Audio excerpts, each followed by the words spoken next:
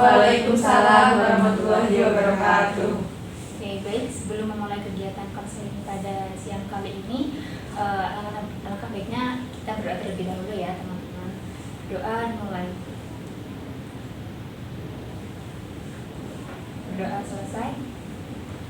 Oke. Terima kasih sebelumnya kepada teman-teman karena sudah hadir pada pertemuan kali ini. Dan di sini gimana nih kabarnya teman-teman setelah hari raya ya, setelah hari raya sudah berkumpul bersama keluarga. Senang sih, tapi kalau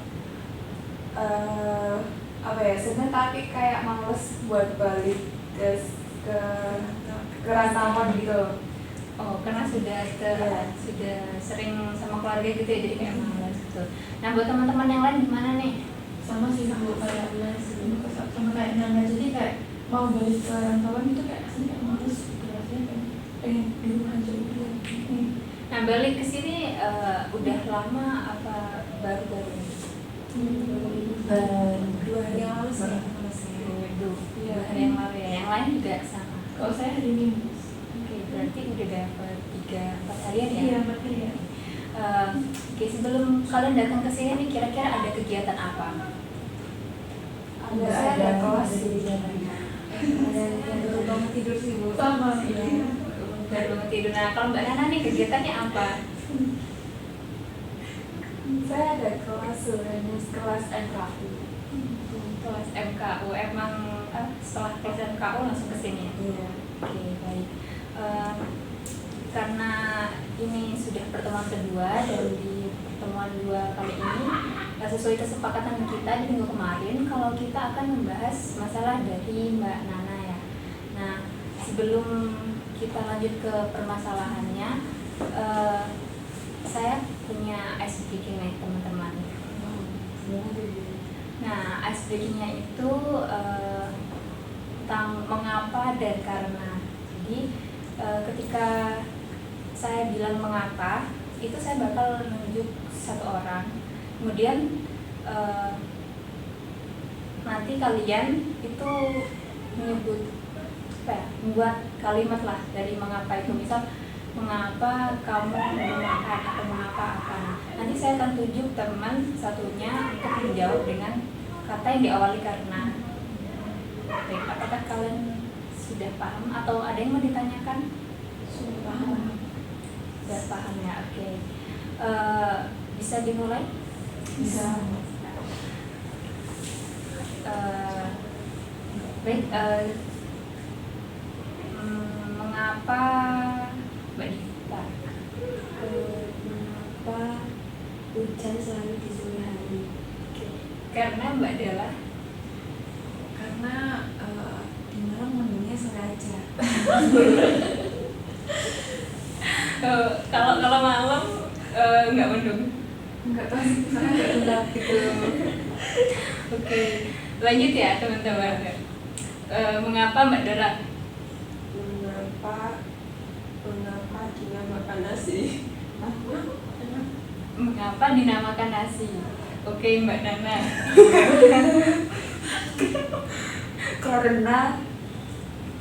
Karena buat makan. Karena buat makan. Oke. Mengapa Mbak Dinan? Mengapa saya cantik? Oke.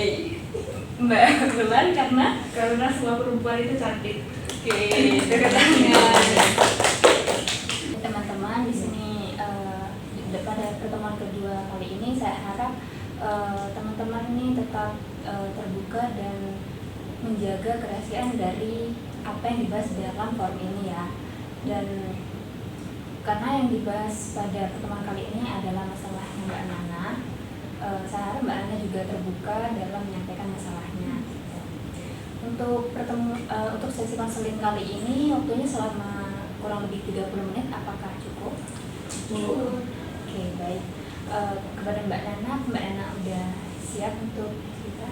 Oke, saya harap untuk teman-teman semua membuat posisi hidupnya senyaman mungkin ya, supaya lebih nyaman nanti ketika bercerita atau menanggapi. Baik, kepada Mbak Nana dipersilahkan. Oke. Jadi permasalahan saya itu sering merasa insecure sama diri saya sendiri, kayak baik itu akademik saya, postur tubuh saya, terus kayak saya tuh cantik apa enggak sih gitu. Nah, saya tuh eh, pernah dibilang apa ya? Pernah dibilang sama temen saya kalau saya tuh orangnya tuh gendut, kayak gemuk gitu loh. Nah, terus saya di situ langsung kayak berpikir, oh berarti saya ini orangnya gendut ya, gemuk, berarti jelek ya kalau dilihat sama orang, kayak berarti saya ini kayak nggak cantik gitu, kayak berbeda sama orang-orang ada umumnya. Nah, di situ saya tuh kayak merasa lebih, yang awalnya insecure-nya biasa aja, tapi gara-gara teman saya yang ini tuh insecure saya tuh malah kayak bertambah gitu. Itu sih. Oke, baik. Ketika Mbak Nana mendapatkan omongan seperti itu dari temannya, bagaimana perasaan Mbak Nana? Perasaan saya pastinya sedih ya Bu, soalnya kan apa ya, yang awalnya saya tuh sebenarnya saya tuh merasa apa ya, merasa kalau saya itu emang gendut, tapi kalau setelah dibilang sama temen saya itu, saya merasa lebih kayak kecewa sama diri saya, kayak merasa apa ya, lebih sering membandingkan diri saya sama orang lain, kayak kenapa sih aku kok gendut, kenapa aku kok kayak gini, kenapa nggak bisa kayak orang lain gitu. Baik, berarti setelah perkataan yang Mbak Nana dapatkan dari temannya itu membuat Mbak Nana mungkin bisa memahami perasaan Mbak Nana di sini. Nah, bagi teman-teman, kan Mbak Nana sudah menceritakan tentang permasalahannya. Apakah ada perbedaan dari kalian atau mungkin ada tanggapan, bisa disampaikan?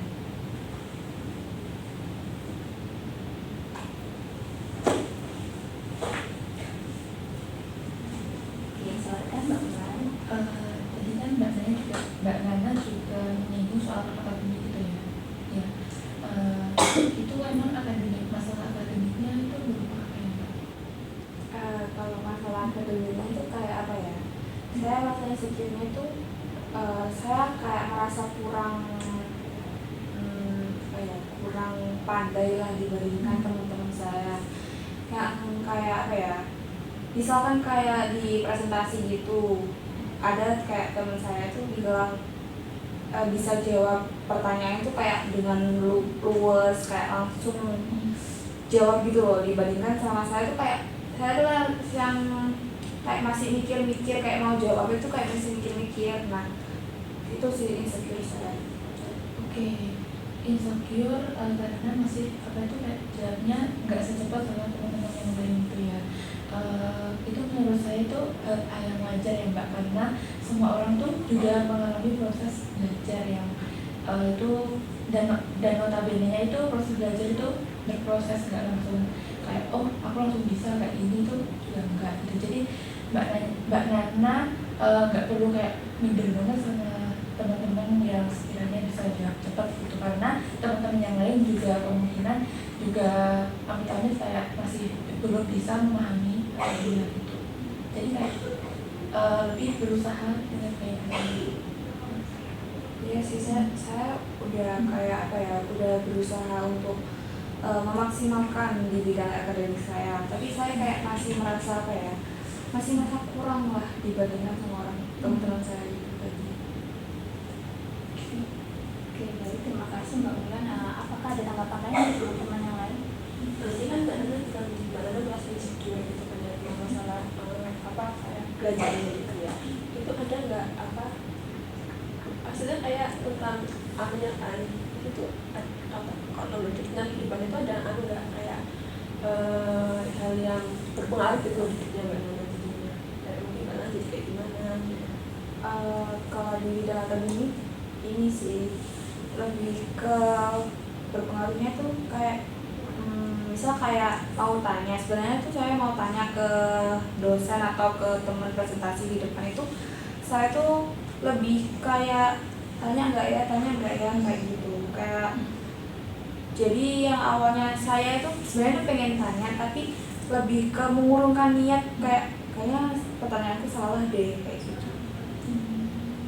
Itu berarti akhirnya Mbak Nana nggak ceritanya atau tetap tanya ke teman atau ke Kebanyakan saya nggak jadi tanya, terus pertanyaan saya tuh saya lontarkan ke teman saya biar teman saya yang nanya kayak gitu. Oke, baik, silahkan. Ini kan Mbak Nana memiliki insecure dari segi akademik dan segi yang Mbak Nana katakan tadi divisi ya. Mbak Nana yang paling berpengaruh dan membuat Mbak Nana kepikiran itu yang di mana sih?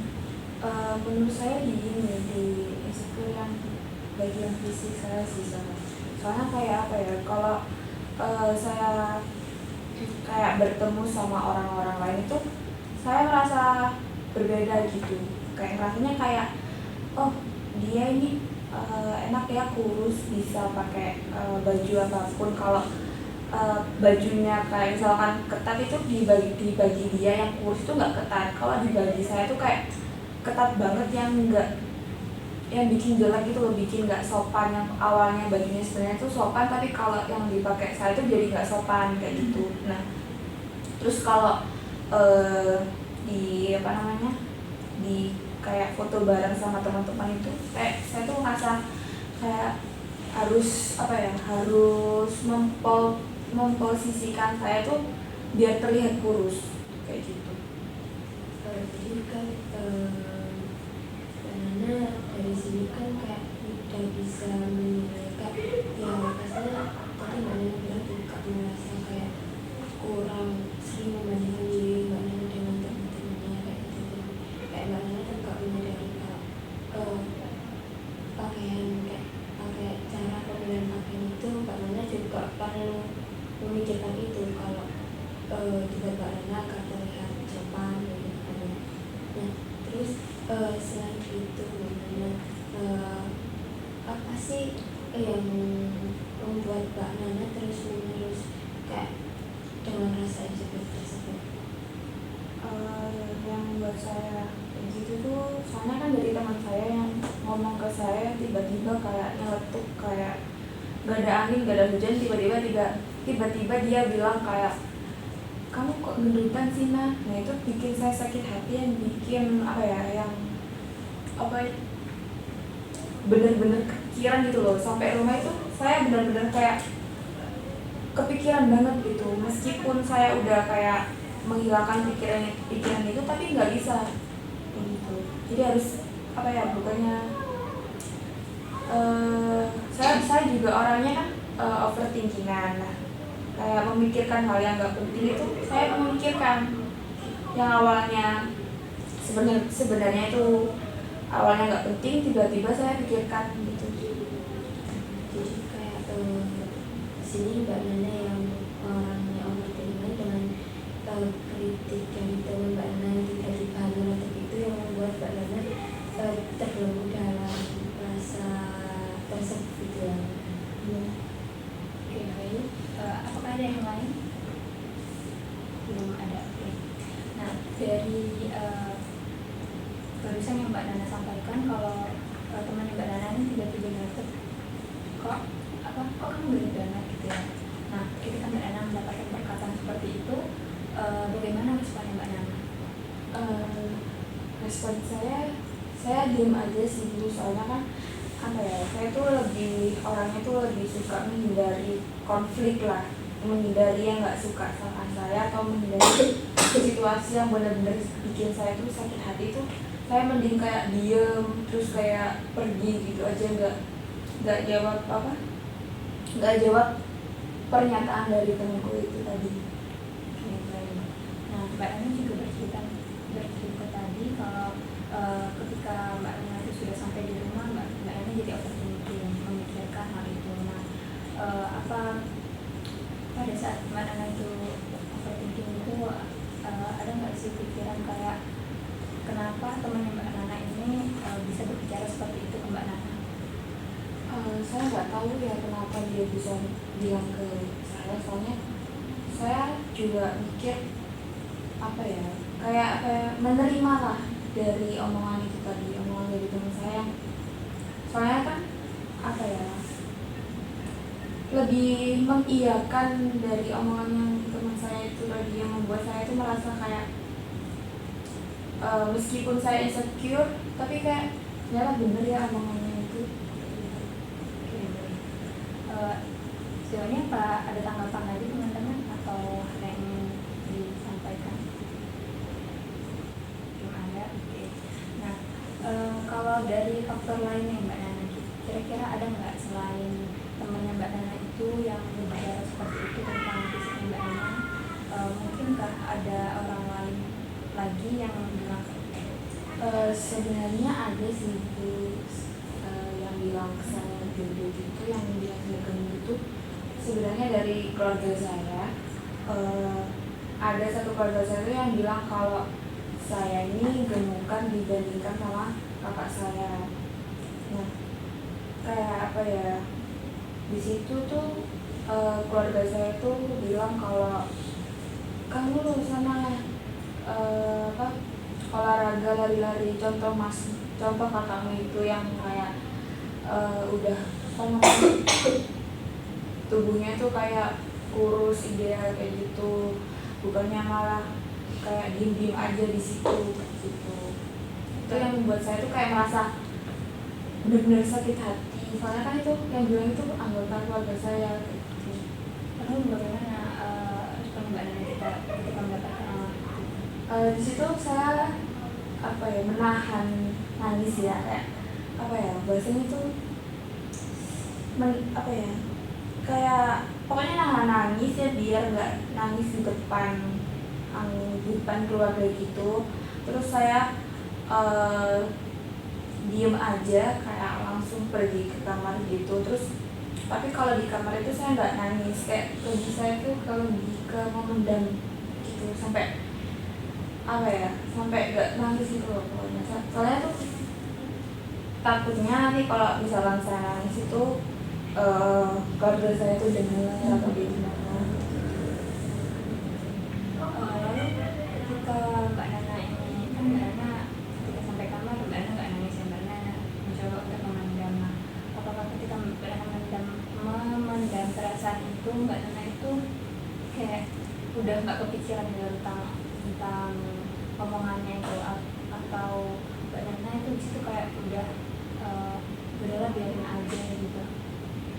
Malah lebih kepikiran sih itu, soalnya kan yang awalnya satu aja yang bilang saya gemukan itu tiba-tiba ada ketambahan orang yang bilang saya gemukan, berarti kan semua orang itu berpikir sama kayak gitu, berpikir kalau saya itu orangnya gendutan, kayak gemuk, terus kayak jelek buat dipandang itu kayak jelek kayak gitu. Saya berpikir kayak gitu sih. Lalu ketika Mbak Nana ini mendapatkan omongan seperti itu, kira-kira hal apa yang dilakukan Mbak Nana supaya Mbak Nana ini bisa merasa lebih baik gitu?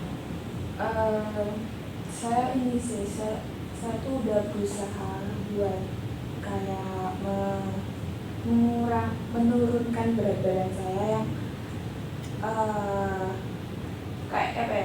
saya tuh kayak harus kurus gitu, biar semua orang itu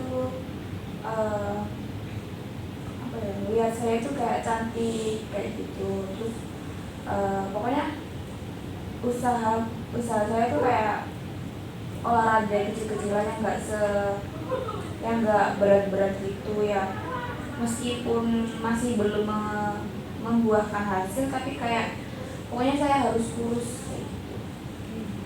Oke, dari teman-teman di sini apakah ada yang memiliki pengalaman yang sama dengan Mbak Nana atau mungkin ada yang ingin ditanyakan? Silahkan.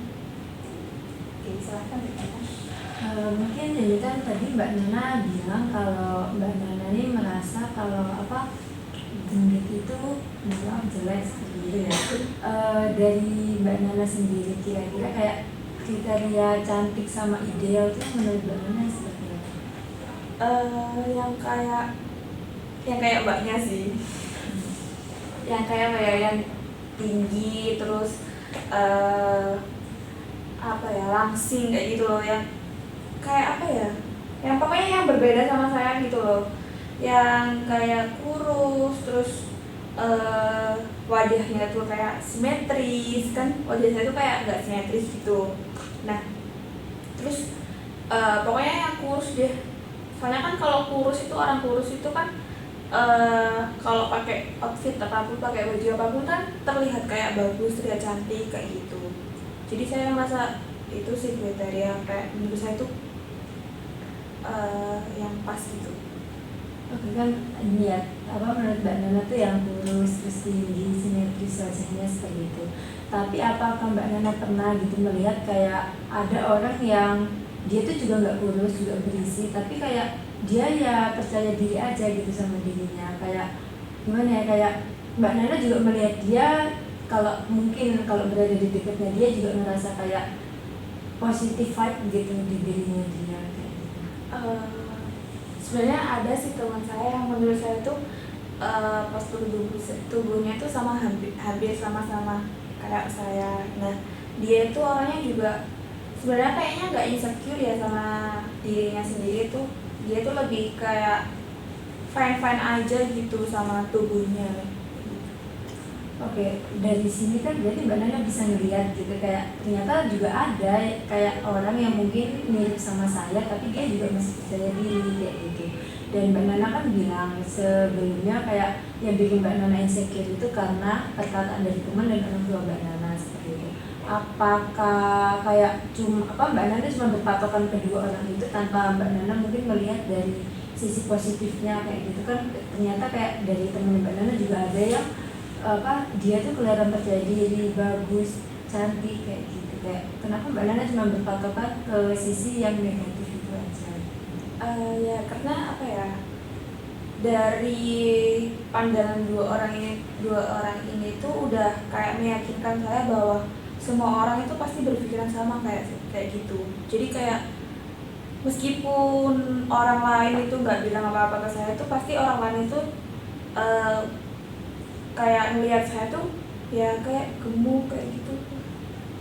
Itu kan Mbak Nana cuma di pikirannya Mbak Nana gitu ya, kayak kalau orang lain tuh nilainya sama karena memang dari dua orang ini yang diomongin Mbak Nana tuh sama seperti itu. Tapi apakah ada yang memang sempet ngomong juga kayak gitu, bahkan mungkin lebih dari 3 atau 5 orang kayak gitu, kayak yang memang membuktikan ke Mbak Nana kayak oh iya ya ternyata mungkin memang di matanya mereka aku tuh kayak gini. Kalau yang perkataan negatif itu ke saya yang kayak saya bilang gendutan gemukan itu cuma 2 orang sih. Berarti kayak masih ada kan yang berkata kayak kalau Mbak Nana tuh mungkin pernah dipuji atau mendapatkan kata-kata positif gitu dari teman. Iya pernah. Berarti kan kayak dari sini kelihatan gitu kayak ternyata pikiran orang-orang tuh juga nggak selalu negatif gitu ke Mbak Nana, dan nggak semua pikiran orang tuh sama seperti itu. Dan ternyata juga masih ada gitu yang memuji Mbak Nana. Juga kayak itu kan cuma asumsi Mbak Nana gitu, kayak oh ternyata aku tuh gendutan ya, aku tuh jelek kalau gendutan kayak gitu. Nyatanya masih ada yang menilai positif gitu ke Mbak Nana. Apa dari sini Mbak Nana tuh masih berpikir kayak kalau gendut tuh jelek, atau mungkin pikiran semua orang tuh masih sama gitu sama apa yang dikatain sama keluarga sama teman Mbak Nana? Sebenarnya saya bingung juga ya, kayak harus percaya yang mana. Kayak kadang itu kalau saya dibilang cantik dan lain sebagainya tuh saya tuh kayak merasa beneran nggak sih ini orangnya bilang kayak gini, masa sih kayak gitu, kayak masih nggak percaya gitu loh, meskipun si orang lain ini tuh bilang kalau saya ini cantik dan lain sebagainya. Berarti tapi kayak di lain sisi itu cuma pikirannya Mbak Nana aja gitu. Iya. Jadi teman-teman yang lain apakah ada yang mau menanggapi? Berarti kan saya kan sebetulnya kayak yang cantik itu yang kurus yang begini gitu, apakah Mbak Nana selalu melihat orang yang kurus itu cantik, atau Mbak Nana juga pernah melihat orang itu juga bisa biasa aja gitu loh, kayak nggak mesti semua orang kurus itu cantik gitu menurut Mbak Nana. Kayak apakah Mbak Nana kayak merasa yakin, oh, aku bakal cantik kalau kurus gitu, soalnya semua orang yang kurus itu cantik semua gitu. Iya sih, soalnya saya kebanyakan saya tuh melihat orang yang kurus itu pasti cantik kayak gitu. Jadi kayak oh berarti harus kurus dulu nih biar cantik kayak gitu. Oh, berarti itu karena kebanyakan. Tapi apakah Mbak Nana nggak pernah nemu kayak, oh itu orang kurus atau biasa aja tuh, kayak mungkin itu orang kurus tapi attitude-nya jelek, akhirnya kayak di mata Mbak Nana kayak kelihatan buruk gitu loh, kayak mungkin Mbak Nana jadi kayak mikirnya kayak, oh berarti nggak harus kurus buat cantik gitu loh.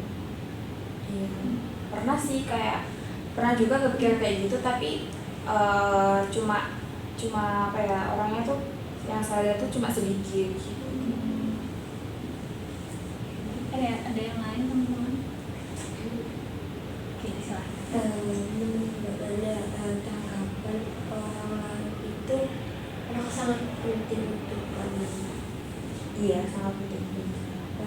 Kenapa Mbak Nana menganggap itu sangat penting? Karena apa ya, misal kayak saya nih harus tampil yang baik di depan orang lain, biar orang lain tuh merasa ngelihat saya tuh, oh Nana ini orangnya apa ya, kayak rapi ya orangnya, meskipun kalau dilihat tuh bajunya tuh ya oke aja. Pokoknya saya tuh harus menilai diri saya tuh harus ada dari penilaian orang lain dulu kayak gitu. Menurut Mbak Nana dari segi rapi dan kayak ya kayak apa ya, pantaslah dipandang orang lain, itu kan nggak melulu harus untuk tanya ke orang dulu. Dan di situ Mbak Nana juga menyadari, oh ini udah cocok, oh ini nggak cocok. Pasti kalau nggak cocok kan Mbak Nana nggak akan pakai kan kayak gitu. Dari sini kan Mbak Nana ya tentunya menentukan standar itu dari Mbak Nana sendiri. Entah itu ada komentar yang gimana dari orang lain, itu menurut saya kayak itu kalau menurut Mbak Nana baik ya udah, kayak jangan terpaku dengan omongan-omongan yang selalu mengarah ke hal yang negatif kayak gitu sih. Apakah ada yang lain teman-teman? Tapi setelah Mbak Nana kayak dengar dari kayak dapat kayak cibiran dari teman itu ya, nah itu Mbak Nana pernah kayak itu membuat Mbak Nana minder gitu, tapi ada pernah kayak kepikiran itu perkataannya buat biar Mbak Nana kayak bangun gitu nggak Mbak, buat hal positif gitu, biar Mbak Nana kayak tambah semangat, kayak misal kayak buat olahraga atau seperti itu gitu. Iya sih, di sisi lain itu kan sebenarnya kan buat kritikan yang positif ya, buat saya itu harus menurunkan berat badan.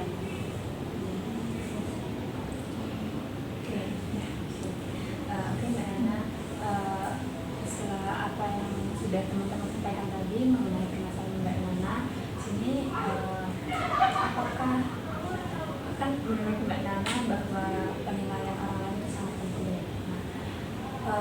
Mengapa Mbak Nana ini lebih mengutamakan penilaian orang lain dibandingkan penilaian Mbak Nana sendiri? Misal Mbak Nana ini sudah memakai outfit yang menurut Mbak Nana cocok, tapi ternyata ketika Mbak Nana ini bertanya kepada orang lain, ternyata tanggapan orang lain itu tidak sesuai sama apa yang Mbak Nana pikirkan tentang diri sendiri.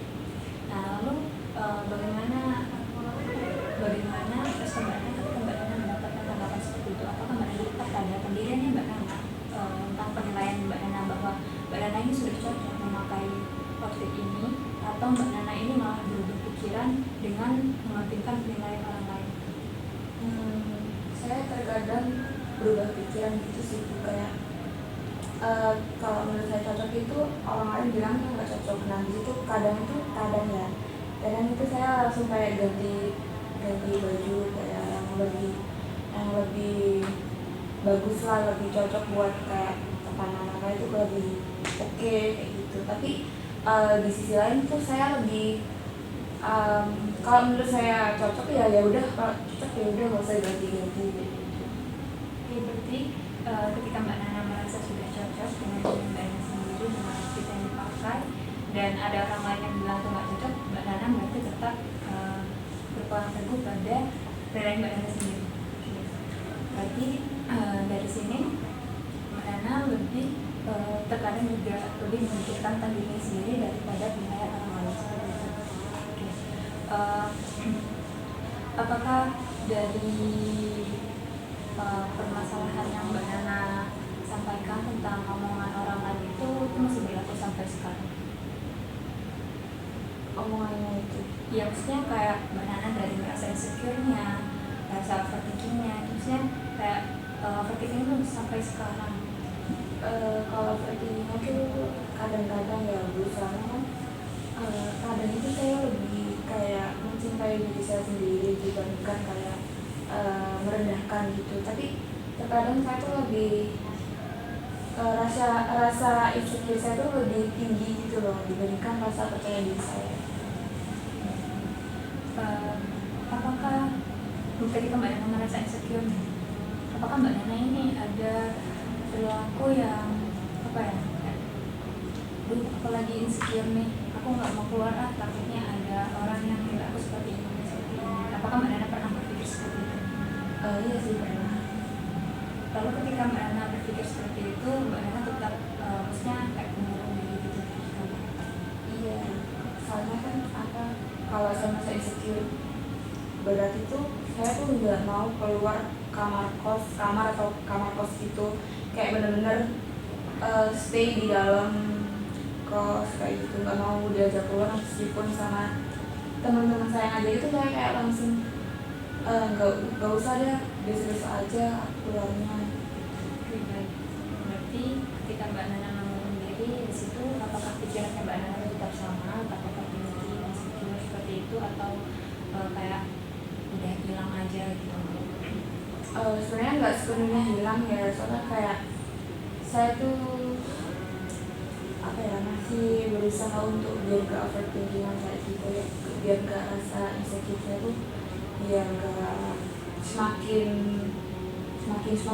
gitu loh, yang membuat saya kan soalnya kan kalau misalkan saya insecure terus kan saya stres juga ya, kayak gimana gitu loh.